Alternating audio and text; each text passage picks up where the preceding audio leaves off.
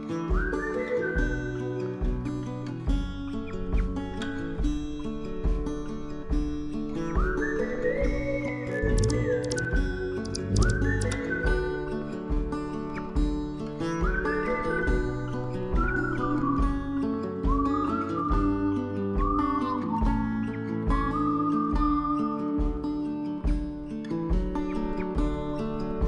hard to see from the moment we arrived. Cornelia, you are one who will survive. When time's been bad, you put smiles on everyone. Think of you and of all I should have done.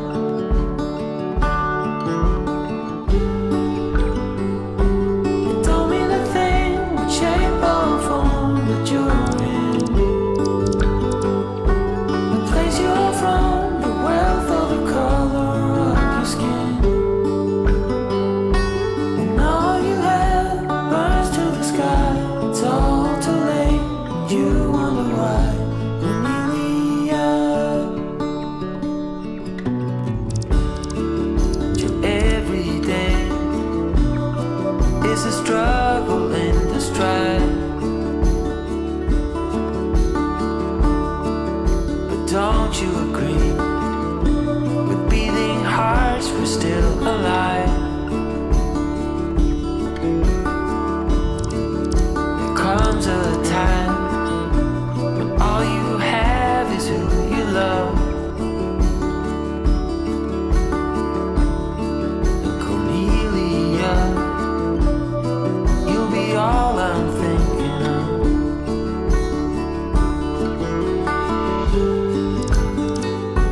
It don't mean a thing what shape or form that you're in, the place you're from, the wealth or the color of your skin.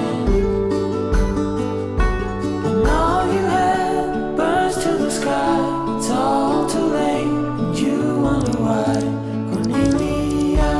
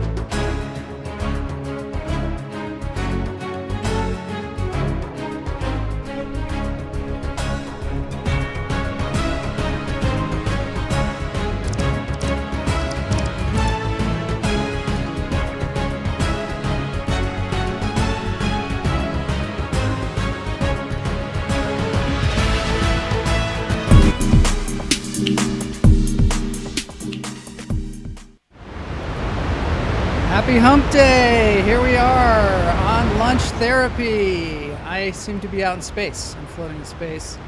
I'm not sure why. Maybe because I'm just so jacked up. Oh, there's a space guy floating next to me. It's Hump Day. Hump Day is can be difficult. Difficult to get over these things. But this is lunch therapy. It is a show where we let go of all of our angst and take a break, maybe have a little fun, maybe make a few jokes, maybe meet some people. Today we are going to meet somebody really special. His name is Yaniv Rokah, and he is going to be here. He's an award-winning director, and I see Peanut Butter and Honey is here. Fantastic. Yeah, Yaniv is a super talented director and an actor, and it's going to be I'm going to be outclassed here today. Let's face it. That's what's going to happen. Today is also special because I am wearing my favorite shirt. I don't know if y'all have your favorite shirt. To me, this is the best shirt in the world, and it might not be, because of the way it looks. It might not be because of people have given me compliments on it. They don't. It's easily much older than I am. I haven't found anyone like it since. It's a JCPenney t-shirt or shirt, not a t-shirt, and it's made with the absolute finest polyester that can be found on the planet. And it just feels right.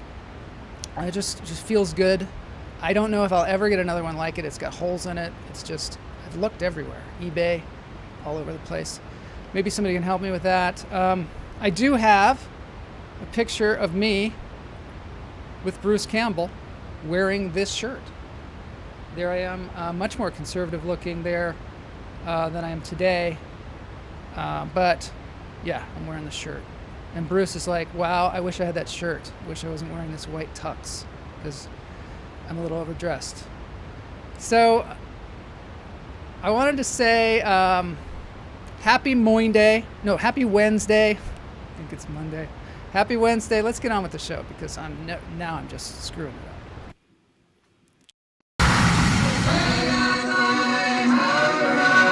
I'm gonna get myself a modem. I'm gonna get myself a modem. I'm gonna get myself a modem. I'm gonna get myself a modem. I'm gonna get myself a modem. I'm gonna get myself a modem. I'm so glad to be here. And also, I'm so glad to have this spinning spaceman in front of me because it makes things a little bit better. Okay, this is the breathing portion of the show. This is where we breathe. You should probably breathe in the rest of the show too. But this is just a good place to get some deep breaths because it's important to get as much oxygen as you can. So in through the nose, out through the toes. It will probably help calm me down too, which is also good for the show. Let it go. Yeah, see, I feel better already. In through the nose, out through the toes.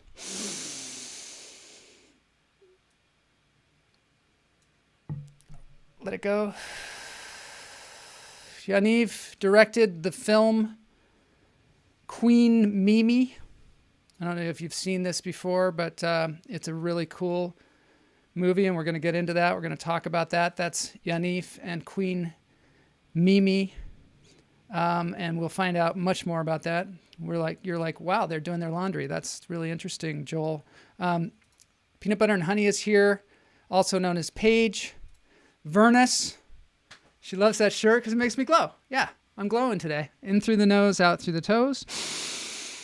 Hold it. We're going to have some more of Vernus in the show today. She doesn't know it.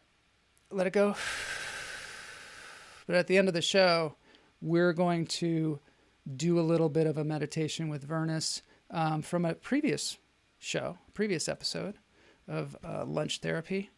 We're also going to explore Queen Mimi's origins.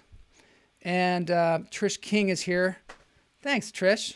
See, people do like this shirt. I feel like $1 million when I wear this shirt. I don't know what it is, and I don't mean $1 million like old wrinkled dollars either. I mean the brand new ones right off the presses.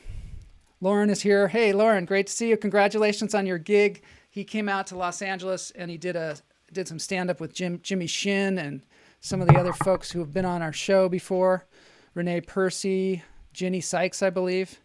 Congratulations to Lauren. More Vernus is always good. That's right. All right, let's get on with the show. Hummingbirds.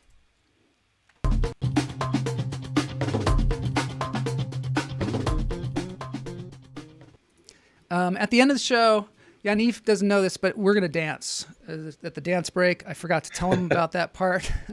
But it's just love part the bricks, of the show. by the way. What's that? Oh, you like the bricks? It's the signature of the stand-up comedian, I guess.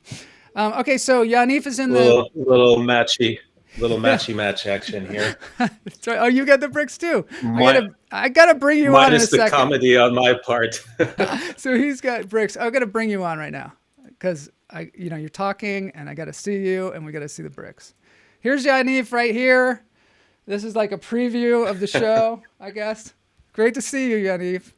Wow, look at that. You just Great blend to see right you in. as well, Joe. Yeah, it's great to have you here. The cool Thanks thing for is, having me. you're welcome. Of course, it's my pleasure, as they say. Let's see what improv lunch. Yeah, there's some improv lunch going on at the Improv. Okay, so we're meeting right now because of Vernus Clear, who was also somebody who helped us out, somebody who's a dear friend of ours. How did you meet Vernus? Back in Santa Monica, when I was living, I used to work at a coffee shop where basically my entire life was around that coffee shop. Really? And I had some dear customers, and they noticed that I had issues with my accent. Like, I wanted to be an actor, and so they were like, "You should really meet." Specifically, this was Myra, a regular, and she said, "You should meet Vernus. She's done great work for other actors." And I thought I was going for some acting. I mean, speech and Yeah. accent reduction, but it was much more than that. I'll There's tell you that. much more to be found with Vernus Clear, that's for sure. Vernus Clear is an acting coach, and also oftentimes works with people from other countries that have accents to give them an American accent, standard American accent.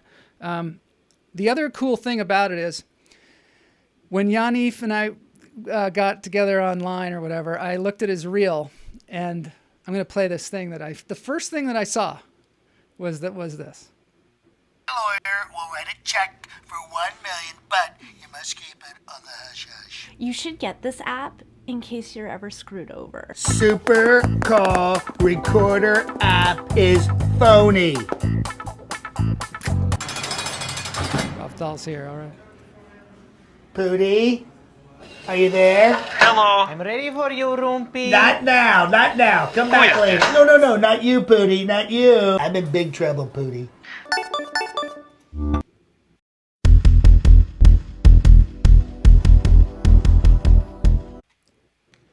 Now it's official. Now you're really on the show. Now that, I want to explain, Yaniv, you directed that, right? That's a commercial that you directed? Yeah.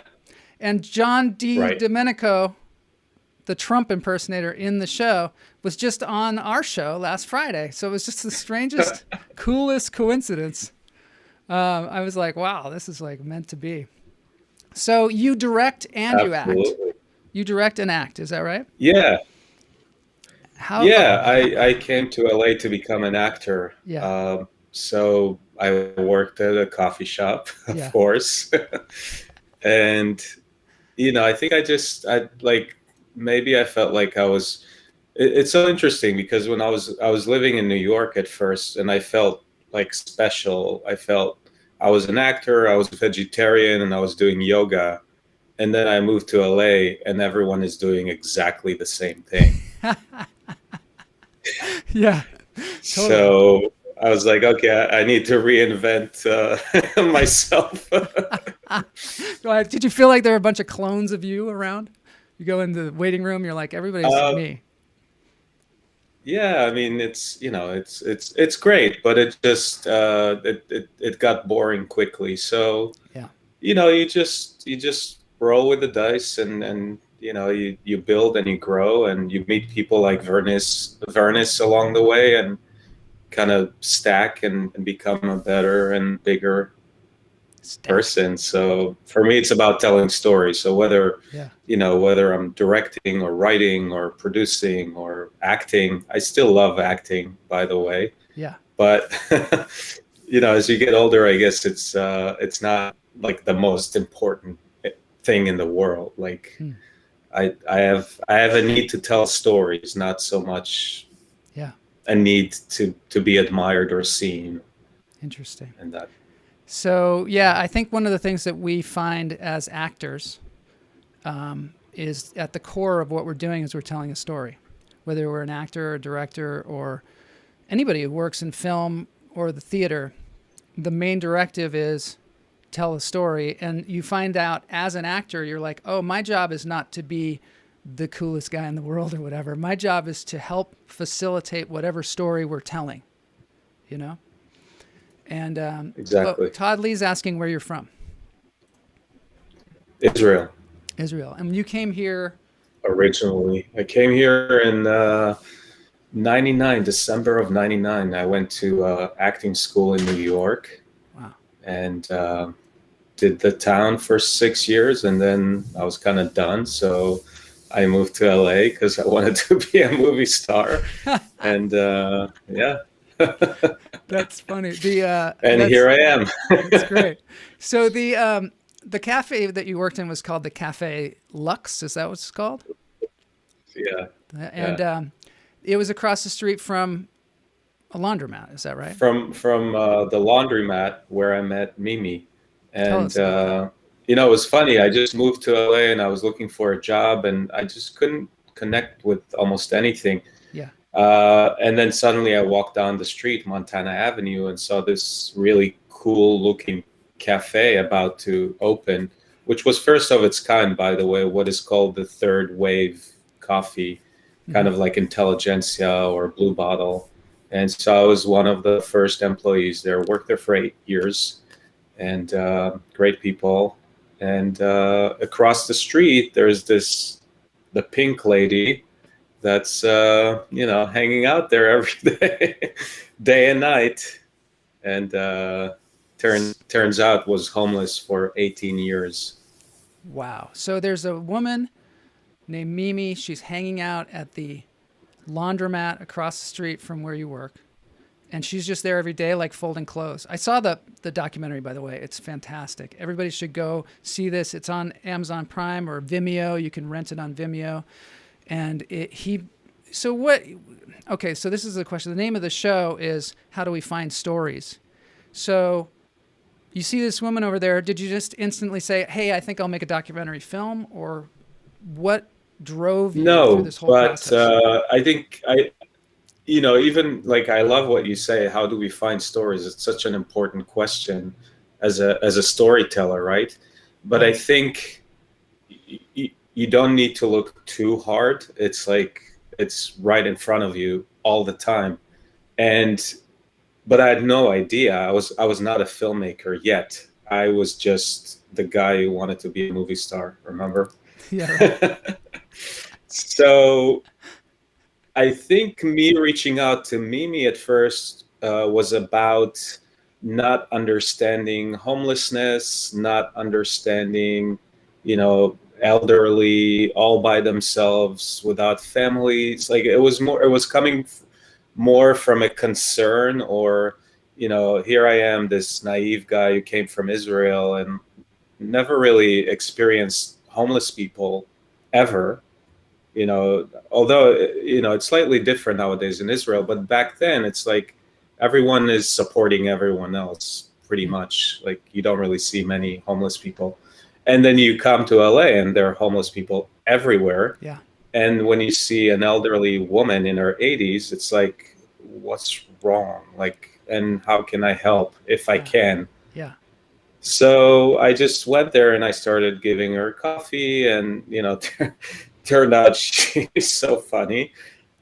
So it was easy to connect right away. And yeah, turned out she was the queen of Montana Avenue, and everyone kind of knew her, but didn't really know who she really was. So I felt like I think at first I wanted to, I just wanted to capture that.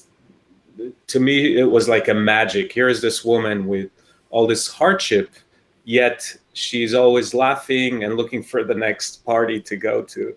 So I wanted to capture, you know, maybe being so far away from my own family, she represented, like, maybe my parents are around her age as well. Mm-hmm. I'm youngest of 10, mind you. So wow. So it was, I think it came from that place. And then I started filming her on my iPhone, and, really, you know, helped her around, took her places, and it kind of grew slowly, which is why it took me so long to make this film. But it was a journey that, I will cherish for the rest of my life for sure. So you started shooting on your iPhone, like interviews with her, is that right? Her dancing and singing, at the laundromat. I would take her to get a haircut. I would like film that, and then as I realized that there was a story here that I need to document, that's when I started stepping it up a little bit. Yeah, you had a crew eventually, So, right? Or at least a one person, I other person. mean, by crew, you mean like 3 people? Yeah, sure. Right. But it was a long journey. Like then I would borrow a camera from a friend, and then like eventually I would hire people to come and, film for me. So when did you find out that it was my film school? when did you find out she was friends with Zach Galifianakis? Did that just come up eventually, or what happened? Yeah, it came up eventually. Like at the beginning, I think she would say, "Oh, Zach was just here." Uh-huh. I'm like, and she even did not know how to pronounce his last name. So it took a while before I realized it was like the Zach, the guy that's like in the Hangover movie. She's like, yeah. That's hilarious. Let's watch the trailer for this thing. We'll be down in the bottom, like Mystery Science Theater 3000. Just a second. Here we are down here. My name is Mimi. I'm 88 years young.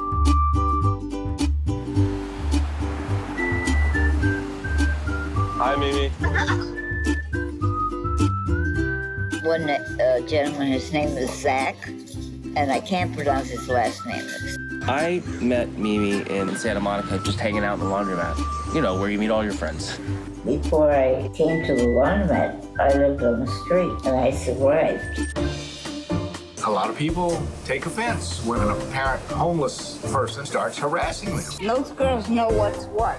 I like being happy. I like being free, not having some guy over me tell me what to do. Share the home. It's just not our idea of what a home is. I've learned for the first time that you had 2 daughters. She didn't have probably the best relationship with her kids. Mom's life is like 2 or 3 completely different lives. Nothing would surprise me about her. You went to see it with Renee's over there. They took our picture. Mimi has changed my life since I met her. The appreciation to have for the elderly and people that need some help. Tonight is the big premiere, and you're gonna be Zach's date. You're like a celebrity. Yes, a celebrity without face. How does it? Oh, I cut it off too early, but that was great. So you put this whole thing together, and then you took it out to the festival circuits. Is that right? Yeah. Yeah. People came around to help as the film was growing. I did a Kickstarter campaign, and I got a lot of support from the community and beyond, and even like Michael Schamberg, the producer of Tarantino. Mm-hmm. Like he gave me $500 on the campaign, and he's like, "Oh, let's talk." Yeah. I'm like, okay. So it kind of naturally attracted a lot of people because of who she was, and obviously the celebrity aspect of it. But yeah, it's just I never really expected it to go that this thing far. blew up on the festival circuit. I mean, it was like winning awards all over the place, right? Yeah, we went everywhere with this little film, and even better, people realize like it was all the time how difficult the film festival circuit can be, and trying to get your movie seen, and trying to get people to watch it, trying to get it programmed, and there's fees and all these different things, and to have this kind of success is really to be lauded. It's just really, it's a lot of work, and it's also to get the kind of results that you got. It's really impressive, really impressive. Yeah. The highlight for me was, there are a few, but one was when we finished the film and we screened it at a local theater, 400-seater, yeah, on Montana Avenue, by the way. Oh, really? and there was a line around the block for like hours before the screening. And to see Mimi kind of coming in and walking in on her own red carpet was just like, oh my God, beyond, so you know, the most imaginable. And so one of the things that I just wanted to point out, and I think this is kind of true, is sometimes when we follow what we know is right, that's when it takes you to places like this, like undreamed of kind of places, because it sounds like you were not even setting out to be like a successful documentary filmmaker in the beginning of this thing. You were just like, how can I tell this story? This person interests me. Without any kind of idea of like, oh, I'm going to make a documentary film and I'm going to be a huge film director, right? Yeah, I had no idea. I was just, you know, going with the flow. Like I said, it was a process. So, but I guess, you know, maybe like in terms of, you know, finding a story, like you know it when you know it. You know what I mean? Like, you know that there is a spark. You know that there is something there. So there's definitely you know, an element of that as well. I think, you know, when you're passionate about something, it definitely helps. And I was passionate about Mimi as a friend and as a subject and as a character and as a, you know, her journey. Like she's so inspiring. She changed my life. I was like the struggling actor who works at the coffee. I think it was like the opposite. Like I was the one who was looking for saving, and here is this, you know, elderly woman from across the street telling me, this is how you do it, you know. Just look up at the stars and smile, and it's remarkable everything how will take care of itself. Yeah, how happy, what a happy, sunny disposition she has. You know, sometimes we think money and comfort and security makes us happy, but then you see somebody like this, and you're like, oh, it's something else. You know? Yeah. I don't know. I mean, it really is incredible. Yeah. I wish I could be more. I mean, yeah. It's incredible. It's incredible. I mean, so you've hung out with her a lot because you went around the film circuit with her, and you went to film screenings and premieres and discussions and all that. What was that experience like? Again, it was like a dream because. You know, when you're in it, I think you're not really seeing what's going on. It's like, what just happened? I was on live television, like, you know, like CBS, NBC, like all these different shows in LA, the cover of the LA Times, like, what's happening here? Stop. I know. You don't have time to really think about it, but it's really, really magical. So then you've taken, you know, what you've learned and also the notoriety that you've gotten from this, and you're moving on doing more directing projects. Clearly you're doing commercials and also other things. What's going on with you now? So you know, the Mimi project really was a hit, and then I was like, what's going to happen now? And I just kind of like waited, and nothing really happened. You know, obviously a lot of people are like, oh, I have the script for Zach. Can you like email it to him? I'm like, I don't think so. But I tried to stay present, I think, and it took me a while to come up from such an incredible subject. So I was toying around with ideas, and eventually I had a kid, and so I was focused on him for a few years, and then you know, as he grew up a little bit, he's now almost 5. You start thinking about like, okay, what's next for me now that I can focus back on my art. And so I've done some more documentaries, some independent filmmaking, some commercials, but right now I'm really passionate about 3 projects that I'm working on. I wrote a feature film. Wow. that I'm editing, and I just got hired to write another one, and then the new documentary. I think I may have found my new Mimi. Oh, great. We'll see about that. Chuck Goldsmith says, let's go find Mimi a home. Watch the movie and you'll see some of that happens. There's some of that actually occurs. It's pretty cool. Yeah, watch the movie, because the thing is, we've given you the premise of the movie, but as you make a documentary film, it sort of informs you what the story is. It's a little different experience than when you're making a narrative film or a fictional film, because as you make it, things suddenly become apparent to you and you're like, oh, that's what this story is about. Did you find that? Like, it suddenly starts to inform you what the story is about? Yeah, as you know, not being a filmmaker, I had no idea what I was doing. So the story definitely, you know, I was just a small part of the story. It kind of took me on a journey. You know, what's interesting, like nowadays when you're trying to pitch a documentary, they want a script. They want to know where you're going from A to Z. And I'm like, how can you do that? Like, I don't know where the story will take me. Interview some people. You still have to do it though. Yeah. Wow.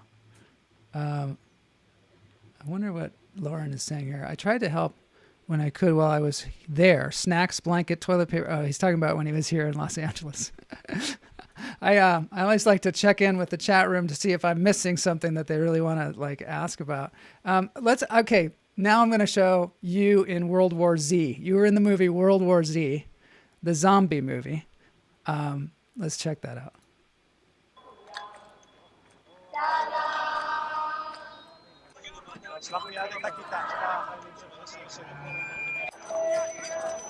It's too loud. It's too loud.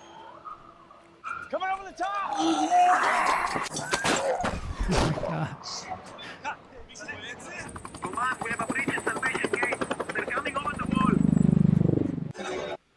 Oh, wait, now I stopped it too early again. Okay, so tell me, I just want to hear what the experience was like working on this zombie movie with all these zombies, and I think you were doing it in another country, is that right? That is correct. And, you know, just another little anecdote that also came through the coffee shop. Like one of the regulars who was on the production team said, I think there might be a part for you in this movie. Are you interested? Really? Yeah. So yeah, that place is really magical to me. Was yeah. Yeah. And so, yeah, I auditioned, and then I got a call like 2 weeks later from the casting director. Mark Forrester wants you to come to Malta for Malta. I think it was like 2 weeks. Wow. Yeah, Malta. They recreated Jerusalem in Malta. Wow. And were you there for 2 weeks? How long were you there? Yeah, I was there for 2 weeks, and it was again one of those moments that you had to pinch yourself to you know, really realize that this is happening, and you're meeting all these, you know, amazing, talented artists. So yeah, the biggest production I've ever been on, and the movie turned out to be doing really, really well around the world. So were there more people on this movie a lot of fun. than on Queen Mimi? There were more than 3? About the same size, you know, crew size. Yeah. I mean, it's like an army when they make those kind of movies, isn't it? I mean, it's. Yeah, it's amazing. I always joke that they had one person holding an umbrella for me because it was sunny. Really? I'm like, you don't need to do that. Like, I'm okay, thank you. He or she probably did, because, you know, they don't want their actors just falling over, because you don't even know. You know, you're so like geared. When you're in a machine like that, you're so geared up to do whatever needs to be done that sometimes you forget you're just a squishy human, and you could fall over from heat stroke, or you know, fall and break your back or something like that. So you really have to be careful on those kind of things. Was it dangerous at all, or you know, what was it like? No, it was a lot of fun. Like, you know, of course it looks scary on the screen, but they did amazing work with the makeup. Like a lot of a lot of the zombies had this incredible makeup, and so it's just like, what am I doing here? It was kind of surreal, but a lot of fun, and great being around Brad Pitt and Mark Forrester and all these amazing people, and meeting new friends for life, and aren't they making World War Z too? Like they should, right? I think it's World War Z. They've gone as high as they can in the alphabet, so I don't know if they can go any higher. I don't know if it goes to like numbers after that or double letters. Okay, so now it's time for the contest. We're going to have a contest because we've been talking so much about this coffee shop. I thought I'm going to test because I think that you might not be telling the truth. So let's get into this. This is the espresso testo.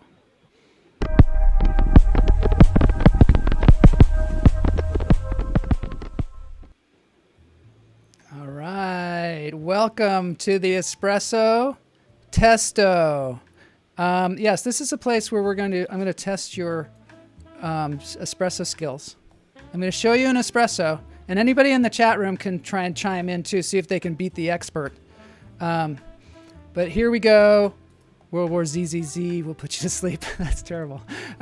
Okay, so here we go. So it's named an espresso. The chat room's a little bit delayed, so they're going to be, behind. But let's see if you can do it. Here's the first one. It's an easy one. 2 shots of espresso and foamed milk. Macchiato. Macchiato. Looks like a long macchiato, by the way. Wow, nice. It looks like a what? Bad one? A long macchiato. Oh. Macchiato usually are a little shorter, but this looks like it's filled all the way. So it's actually more Kino to be more accurate, but we'll go with macchiato. Oh, I knew I was going to get an expert here. Mark says he wouldn't have a clue. He hates coffee. I just want to point out Mark just dropped 2 Seattle covers on his website, on his YouTube channel, Mark Strugnell. One is a Pearl Jam song, and another is from one of our Hummingbirds band, Gas Huffer. We're going to play them on the show, not today, but they're super good. I listened to them last night. Mark's a musician in London. And cappuccino, let's see. There's just some guesses here.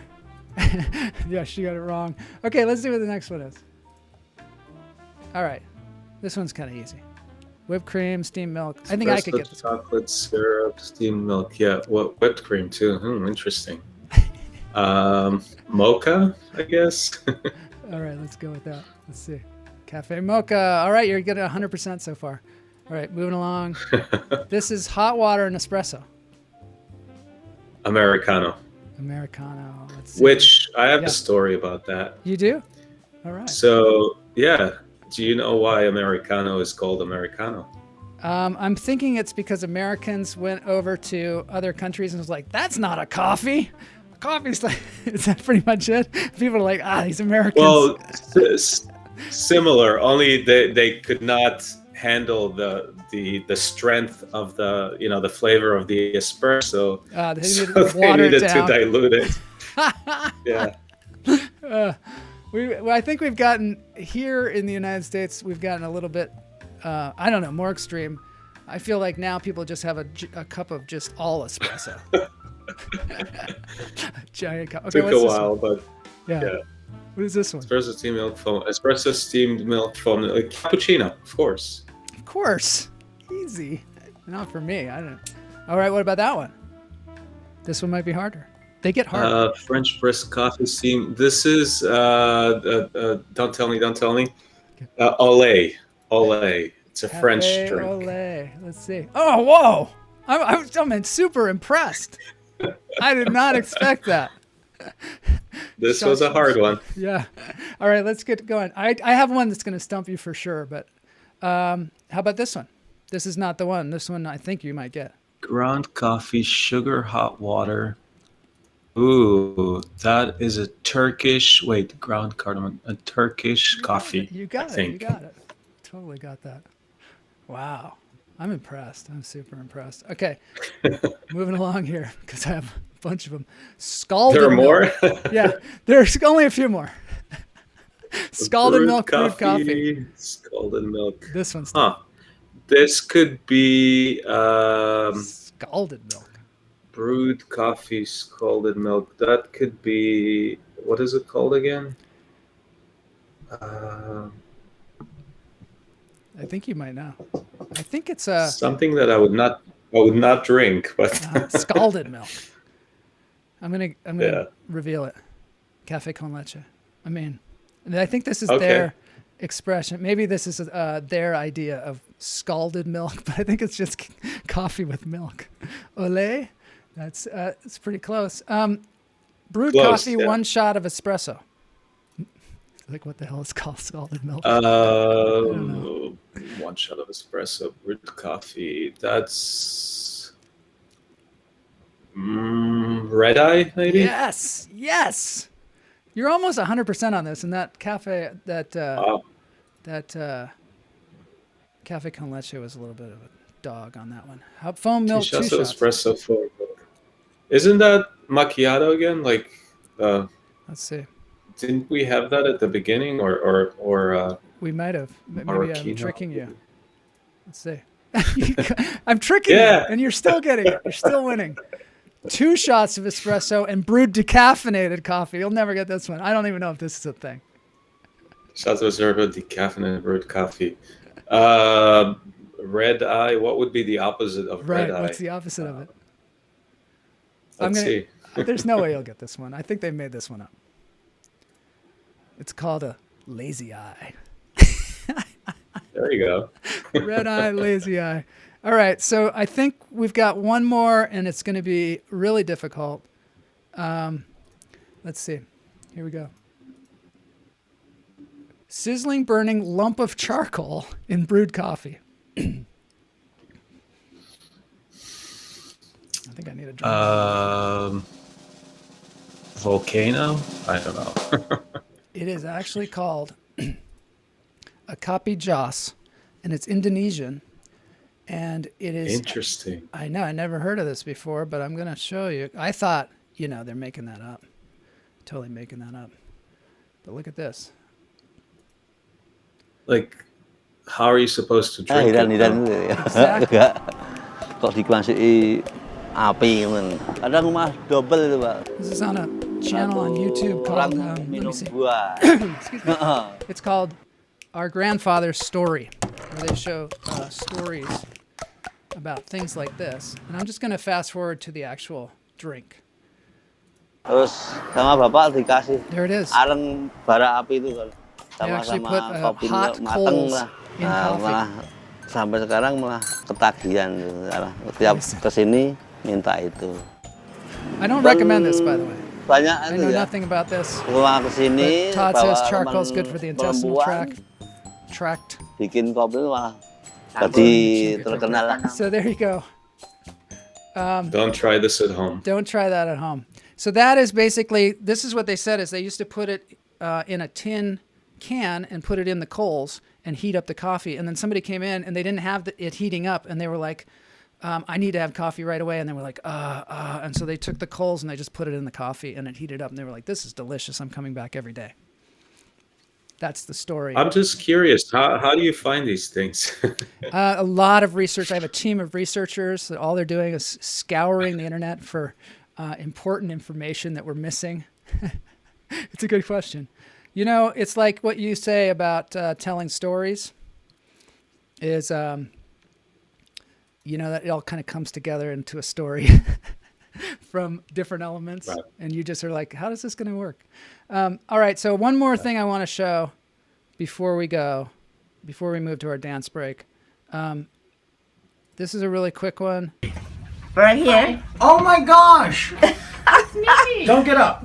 Don't get up. What a pleasure. Hi. Hi. What a treat. Donna, nice to meet you. Have a kiss. You too. Wow.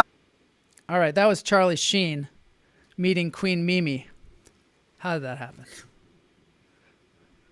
Yeah, so Mimi is, she is probably the biggest fan of the show 2.5 Men.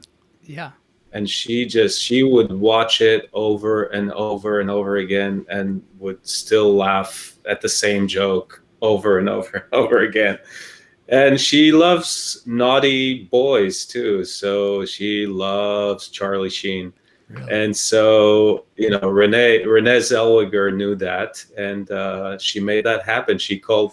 She never spoken to Charlie Sheen before, but because she knew how much Mimi loved him, she just called him one day and said, would you go meet Queen Mimi? And he actually did, and turned out to be a lot of fun. So I filmed that. It's like a 10-minute little extra bonus that I'm going to throw on a DVD release that I'm working on right now. He also tells a crazy story in it too, so that'll be interesting to have, along with yeah.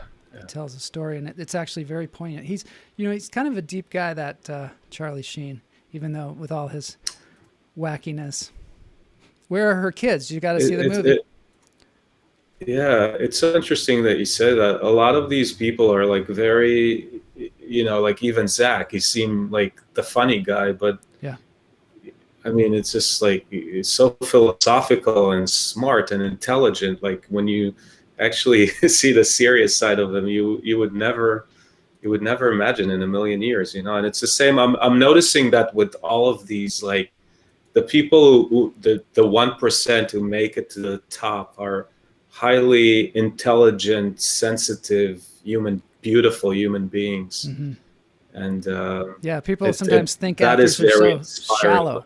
Yeah, people think actors are super shallow, or comedians, or in minds in the gutter or whatever. But a lot of times these people are pretty deep thinkers.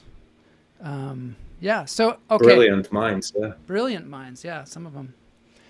So I guess we're gonna have to get to the dance break, unless you have something else that you want to tell us, like where people can go to check out your stuff and what Queen Mimi is on Amazon. Yeah.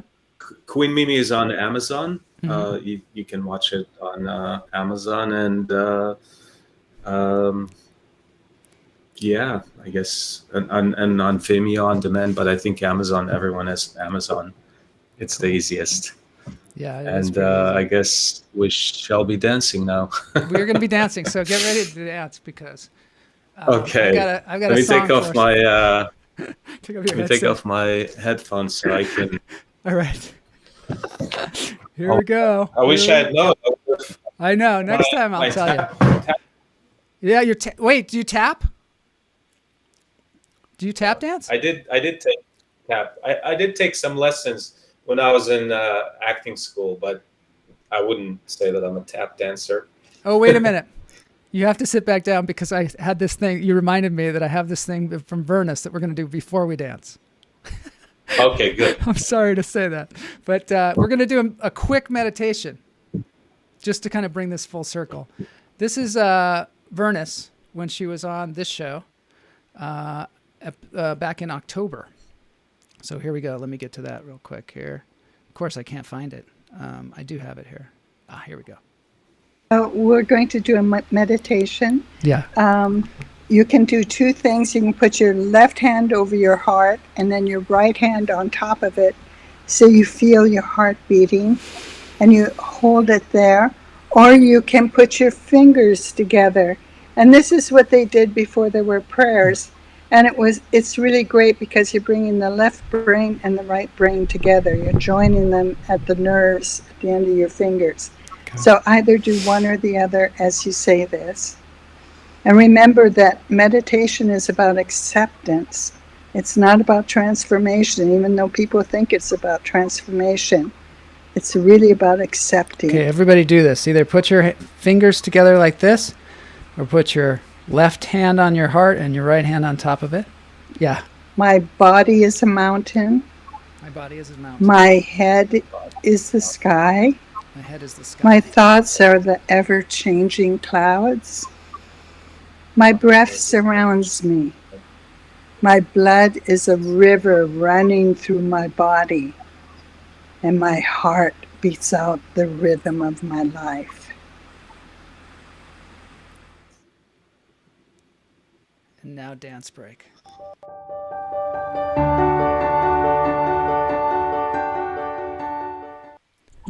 Okay, I want to explain this to you. I found this on the internet. It's kind of older, so this these people are in a different band now. But this is super good, and I just thought how great it was. And this is Son of a Preacher Man by Dusty Springfield. This is a band that is no longer Jessica and Brian Maxwell, but now she's in a band called Rusty Pieces. I don't know where Brian is, but we're gonna sing you Son of a Preacher. We're not recording. Okay. It's just a couple. Thank you, Vernus. Yes, thank you, Vernus, for that. That was awesome. We're Brian and Jesse of the Songbirds, and we're gonna sing you Son of a Preacher Man.